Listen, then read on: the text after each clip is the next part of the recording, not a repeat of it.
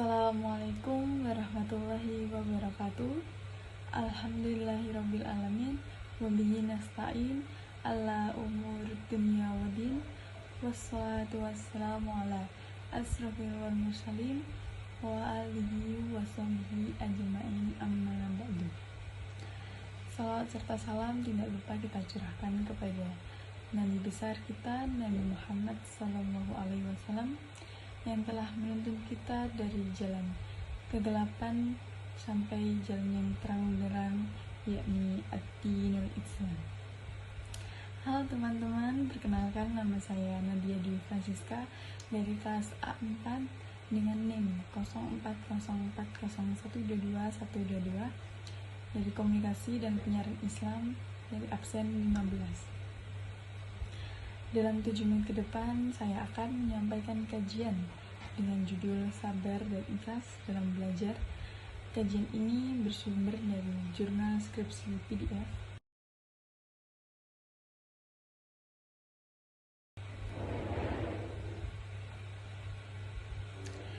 Poin pertama, saya akan membahas tentang ikhlas dalam belajar. Secara bahasa, ikhlas diambil dari kata akhlas, yukhlis, dan ikhlas. Artinya, ikhlas adalah memurnikan sesuatu dan membersihkannya dari yang menodainya.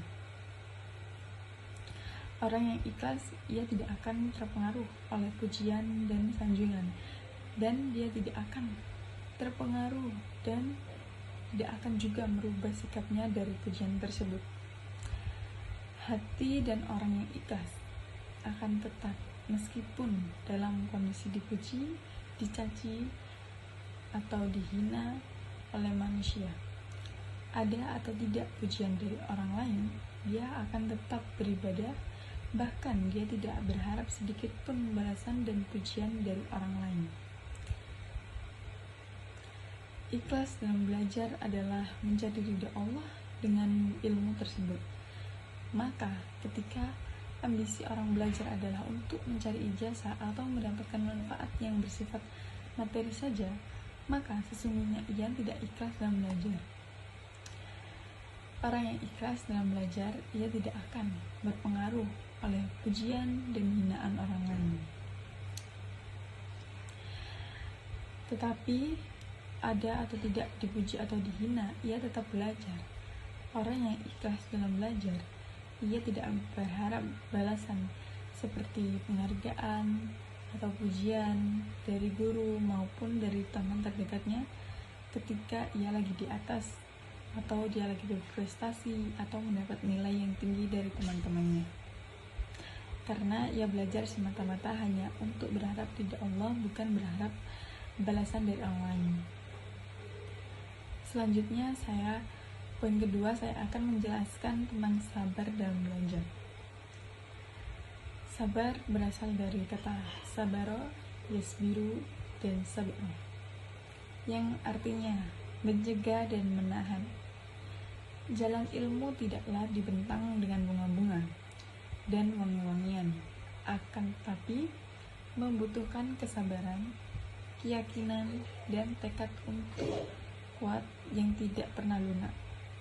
Jalan ilmu itu panjang, sedangkan hawa nafsu itu mengajak diri ke kebosanan, putus asa, berhenti, dan berleha-leha. Sehingga, jika seorang pembelajar mengikuti hawa nafsunya, maka hawa nafsu tersebut akan mengiringnya menuju kerugian dan kesesatan.